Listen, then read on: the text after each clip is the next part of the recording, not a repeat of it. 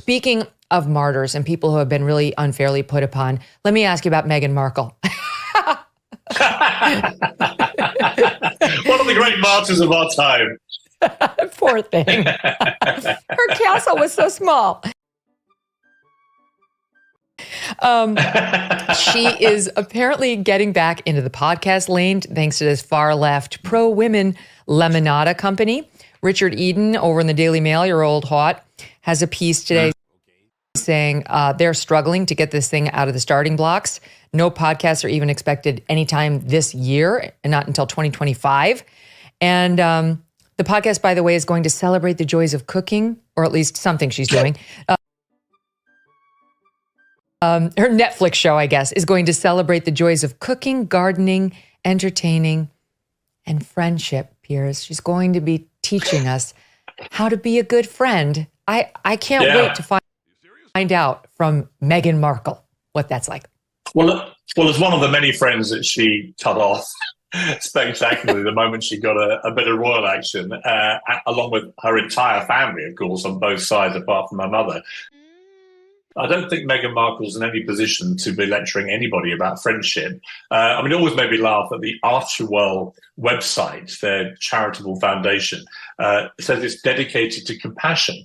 I mean, it's hard to imagine two people who've been less compassionate in the last few years to the ones around their loved ones than these two, right? This is two people who trashed all their family, whether it was her father or whether it's Harry's entire family at a time when Prince Philip and the Queen were both dying.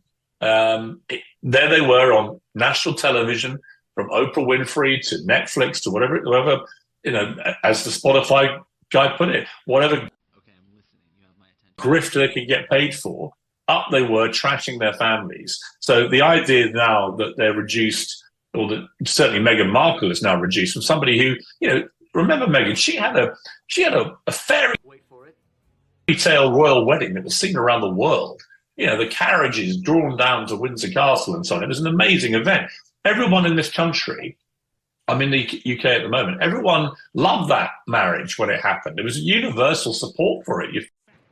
Euphoria. It was only their behavior in the first year of their marriage when they began to behave rankly hypocritically, lecturing about poverty whilst having $500,000 baby showers, to lecturing us about the need to watch our carbon footprint and using Elton John and George Clooney's private jets like taxi cabs. And it was the constant hypocrisy that they got picked up on by the media, and then they couldn't handle the criticism from the media.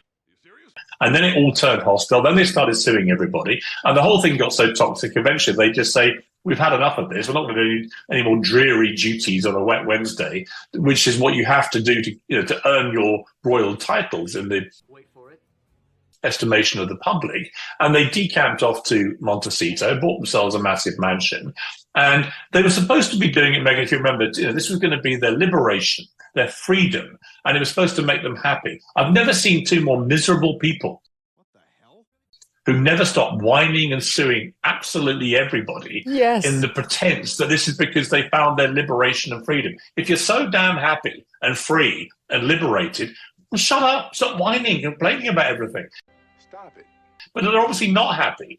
And it's obviously been diminishing returns where when you trash your family again and again and again, eventually there's not much left to say. And people don't really want to hear it. It's like the Spotify guy said, they're just a pair of grifters who just want to trash their family for loads of money and not put a shift in to do proper work. You and I know how hard it is to do this kind of thing properly. It's a lot of work with a dedicated team, and you put the hours in, and you've got to be creative and high energy and really put graft in. These two wanted to do massive deals with companies and then not do any work. Nobody wants to see her next podcast. Nobody listened to the first one. And that's for this thing she's now doing with the ridiculously long name that no one can remember, where she's going to try and be the American, whatever. I have to write it down. American Riviera Orchard. See footnote 47 for the remainder of the name. Right. And she's now got all her celebrity, sort of B-list, C-list mates putting out Instagram posts about her jam, and it's like, how the mighty fall. This was a woman who had it all in this country, who literally had it all, and is now flogging jam